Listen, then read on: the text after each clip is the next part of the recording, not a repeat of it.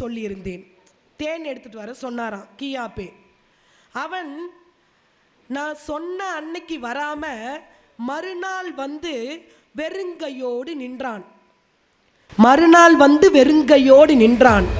அதனால் நான் சிறிது கோபித்தேன்.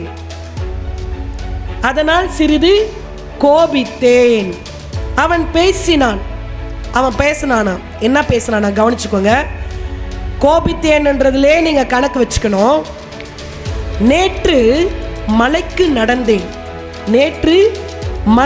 நடந்தேன், பலவிடங்களில் அலைந்தேன், இறுதியில் பெரும் பாறை தேன் பிடித்தேன். பெரும் பாறை, அதோ பாறையில தேன் இருக்கும் இல்லையா, பெரும் பாறை தேன் கண்டு சிறிது மலைத்தேன். ஒரு கொடியை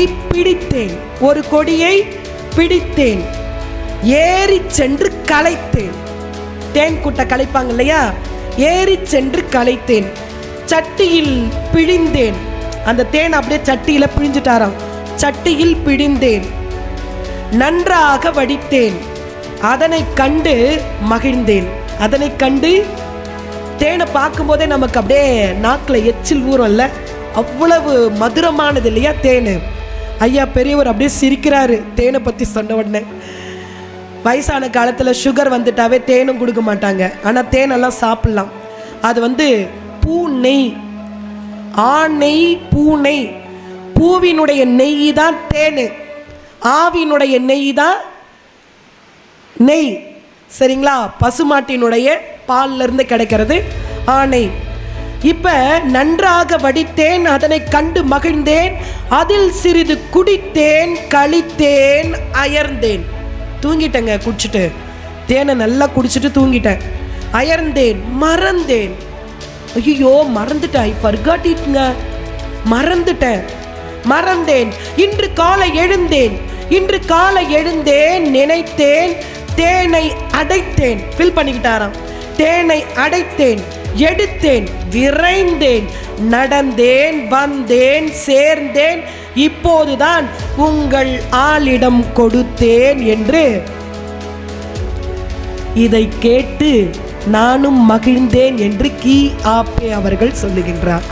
அப்பப்பா, தமிழ் மொழியில ஒவ்வொரு சொல்லிலும் எவ்வளவு தேன், எத்தனை படி தேன் பாருங்க. தமிழ் மொழியில் இருக்கக்கூடிய அவ்வளவு இனிமை. இங்க இல்லத்தரசிகள் எல்லாம் உட்கார்ந்து இருக்கிறீங்க. நான் இவ்வளோ பேசுறேன், வெளியூர்களுக்கெல்லாம் சென்று மேடை தோறும் முழங்குகின்றேன், பல பட்டிமன்றங்களில் பேசுறேன். ஆனால் எனக்கு காரில் ட்ராவல் பண்ணால் பிடிக்காது. கார்னால சுத்தமாக பிடிக்காது. ஆனால் என்னுடைய சொந்த காரை நான் எடுக்கவே மாட்டேன். அதை வாங்கி வச்சு பூஜை போடுறியான்ற அளவுக்கு தான் நான் வச்சிட்ருப்பேன். ஷேர் ஆட்டோவில் நான் காலேஜுக்கு போவேன். உண்மையாக நடந்துச்சுங்க என் வாழ்க்கையில். இப்போ தான் சமீபத்தில் நடந்த செய்தி உங்களுக்கு சொன்னால் உபயோகமாக இருக்கும். ஷேர் ஆட்டோவில் ஏறுறேன். என் கணவர் வந்து அப்பார்ட்மெண்ட்லேருந்து கீழே இறங்கி சொல்கிறாரு, எஸ்தர் வா நான் காரில் கூப்பிட்டு போகிறேன் காலேஜுக்கு அப்படின்றாரு. வேணான்னு சொல்லிட்டு ரெஃப்யூஸ் பண்ணிவிட்டு, ஏன்னா அந்த காரில் ஏறின உடனே எனக்கு அந்த ஸ்மெல் வந்து ஒத்துக்காது. அது இன்னுமே எனக்கு பழகலை. அதனால் நான் என்ன சொன்னேன்னா, இல்லை மாமா நான் வந்து ஷேர் ஆட்டோவில் போய்க்கிறேன்ட்டு ஏறுறேன். இதை கவனித்து கொண்டிருந்த என்னுடைய சக பயணி என்னுடைய பக்கத்து இருக்கையில் உட்கார்ந்துருக்குறாங்க. அந்த சக பயணி என்கிட்ட சொல்கிறாங்க, அக்கா என்னக்கா வேலை செய்கிறீங்க? நான் ப்ரொஃபஸருங்க. எந்த காலேஜ்? எத்ராஜ் காலேஜ். என்னக்கா அண்ணன் வந்து உங்களை காரில் கூப்பிட்டு போகிறேன்றாரு, நீங்கள் வந்து ஷேர் ஆட்டோவில் வரேன்றீங்க, ப்ரொஃபஸர்ன்றீங்க அப்படின்னாங்க. இல்லை சிஸ்டர், எனக்கு வந்து காரில் ட்ராவல் பண்ணாலே வாமிட்டிங் சென்சேஷன் வரும். வாமிட் வருதோ இல்லையோ, வாமிட்டிங் சென்சேஷன் வரும். அதனால் நான் காரில் ஏற மாட்டேன். அதனால் தப்பிச்சு ஷேர் ஆட்டோவில் ஏறிட்டேன். எனக்கு அந்த சென்சேஷன் வந்தாவே ஒரு மாதிரியாக இருக்கும் அப்படின்னு சொன்ன உடனே அவங்க சொல்கிறாங்க, இங்கே பாருங்க அக்கா, முதல்ல காரில் ஏறின உடனே எனக்கு வாமிட்டிங் வரும் அப்படின்னு நீங்கள் நினைக்கிறீங்க பாருங்க. அந்த எண்ணத்தை முதல்ல மாற்றுங்கக்கா. நீங்கள் உங்கள் மைண்டில் ஃபிக்ஸ் பண்ணிட்டீங்கக்கா. அதனால தான் இப்படி ஆகுது. நீங்கள் பாருங்கள், அடுத்த முறை அதை பற்றி நீங்கள் நினைக்கக்கூடாது. வாழ்க்கையில் நீங்கள் அதை பற்றி நினைக்காம காரில் ஏறுங்க, அது மகிழுந்து உங்களுக்கு. அப்போ நீங்கள் ஜாலியாக பயணம் பண்ணலாம் இல்லை அப்படின்னு சொன்ன உடனே என் தலையில் சுத்தியால் அடித்த மாதிரி இருந்ததுங்க. உண்மையிலேயே நான் அந்த பக்கத்து பையனிடமிருந்து கற்றுக்கொண்ட செய்தி தான்.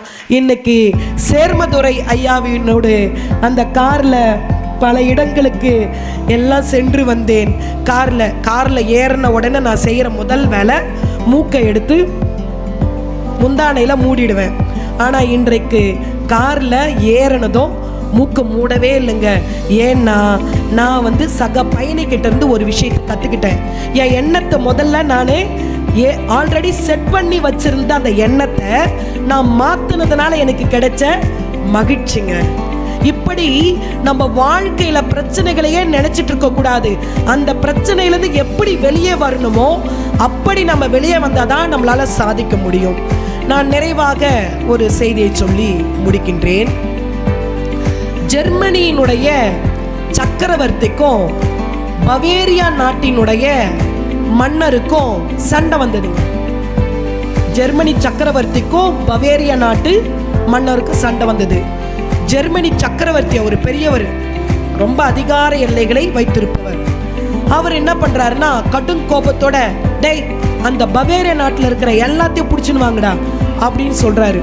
எல்லாத்தையும் பிடிச்சிட்டு வாங்கன்னு சொல்லும் பொழுது ஆடு மாடு அங்க இருக்கிற எல்லாத்தையும் தட்டு முட்டை சாமான் எல்லாத்தையும் பிடிச்சுன்னு வாங்கடான்னு சொல்லிடுறாரு. திடீர்னு அவர் மனசுக்குள்ள ஒரு மாற்றம் வந்துடுச்சு, ஒரு சின்ன மாற்றம். எல்லாருடைய மனசுலையும் நிலையான எண்ணமே இருக்காதுங்க. மாற்றம் வரும் பொழுதுதான் வாழ்க்கைக்கான புதிய புதிய முடிவுகளை நாம் எடுப்போம் என்ற காரணத்தால் இந்த செய்தியை இந்த மகிழ்வோர் மன்றத்தில் பதிவு செய்து விட்டு போகின்றேன். நீங்களும் வாழ்க்கையில அப்படி நீங்கள் கடைபிடிக்கும் போது நிச்சயமாக மகிழ்ச்சியோடு வாழ முடியும். அந்த மன்னருடைய மனசுல ஒரு மாற்றம் வருது. சரி போனா போது இங்க இருக்கக்கூடிய இந்த பவேரியா நாட்டு ஆண்களை மட்டும் பிடிச்சிட்டு வா, பெண்கள் எல்லாம் பிடிக்காத, பெண்கள் எல்லாம் விட்டு பாவம், பொம்பளைங்க இல்ல பாவம் விட்டுடுங்க அப்படின்னு சொல்றாங்க. அந்த மன்னர் சொன்ன உடனே மற்ற ஜென்ஸுங்க, அந்த ஆண்கள், அப்புறம் அங்க இருக்கக்கூடிய ஆடு மாடு பொருட்கள் எல்லாத்தையும் என்ன பண்ணிட்டாங்க, எடுத்துக்கிட்டாங்க அந்த நாட்டு மன்னருடைய ஆணைப்படி.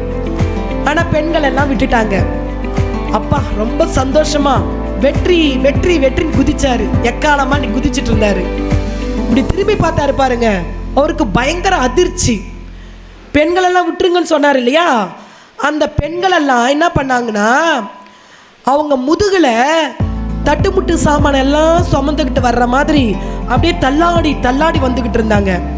என்னடா இது இப்படி தள்ளாடிட்டு வராங்களேன்னு பார்த்தா அவங்க எல்லாருடைய முதுகுலையும் அவங்க வீட்டுக்காரங்களை சுமந்துக்கிட்டு என்ன பண்ணிட்டு இருக்காங்க, எல்லா பெண்களும் வந்துட்டு இருக்காங்க. அவருக்கு பயங்கர அதிர்ச்சியா இருந்தது. என்னடா இது, கடைசி அப்படி கண்ணை வச்சு பார்க்கறாரு. பார்த்தா அந்த பவேரியா நாட்டு அரசி தன்னுடைய கணவர் அவரை முதுகுல சுமந்துங்கன்னு தூக்க முடியாம தூக்கிட்டு வந்துனுங்கிறா. இதை பார்த்த உடனே அவருடைய மனசுல ஒரு நெகிழ்ச்சி வந்து, மனிதநேயம் வந்து, சரி அவங்கள எல்லாம் ரிலீஸ் பண்ணிடுங்க, போனா போட்டுன்னு சொல்லிட்டு விடுதலையை கொடுத்து அனுப்பிட்டாராம். ஒரு எண்ணத்துல ஒரு மாற்றத்தை செய்து அந்த இல்லத்தரசிகள் செய்த காரணத்தால என்னாச்சு பாத்தீங்களா? இப்படி தன்னுடைய கணவரையும் பாதுகாத்து தன்னுடைய குடும்பத்தையும் பாதுகாத்து வருங்கால தூண்களை உருவாக்குகின்ற இந்த குழந்தைகளையும் நீங்கள் கண்மணிகள் என்று பாதுகாத்து வளர்க்கக்கூடிய காரணத்தால் தான் திருவள்ளுவர் சொன்னாரு, தற்காத்து தற்கொண்டார் பேணி தகை சான்ற சொற்காத்து சோர்விலாள் பெண் என்று சொன்னார். பெண்ணின் பெருந்தக்க யாவுல கற்பெண்ணும் திண்மை உண்டாக பெறின். பெண்ணுக்கு ஈக்குவலா யாருமே சொல்ல முடியாதுங்க. பெண்கள் அவ்வளவு சிறப்பு பெற்றவர்கள்.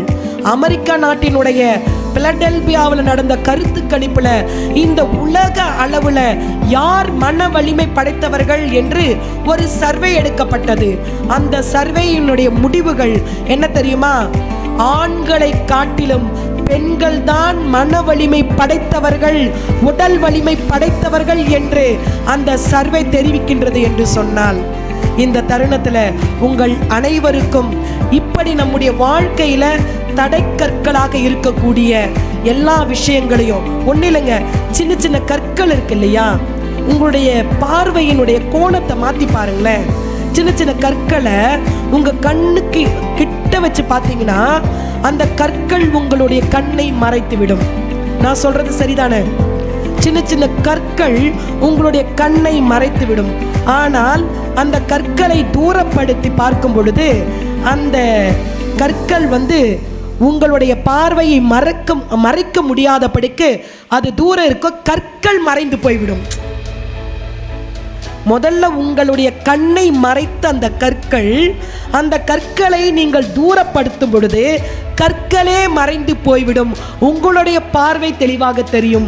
இது போன்றுதான் உங்களுடைய வாழ்க்கையில் நீங்கள் தடை கற்களாக எவற்றையெல்லாம் நினைக்கின்றீர்களோ அவற்றையெல்லாம் நீங்கள் தூரப்படுத்திவிட்டு உங்களுடைய எண்ணங்களை செதுக்கி வாழ்க்கையில் மகிழ்ச்சியை பெற வேண்டும் என்ற நல்லெண்ணத்தோடு இந்த செய்திகளை எல்லாம் உங்கள் அனைவருக்கும் தெரிவித்து மீண்டும் ஒரு நல்ல வாய்ப்பு கிடைத்தால் இன்னும் அதிக செய்திகளை உங்களோடு பகிர்ந்து கொள்வேன் என்ற ஒரு நல்ல செய்தியை தெரிவித்து, இதுக்காரும் என்னுடைய வார்த்தைகளை கேட்டு ரசித்த கோவில்பட்டியினுடைய மகிழோர் மன்ற உறுப்பினர்கள் யாவருக்கும் என்னுடைய மீண்டும் நன்றி.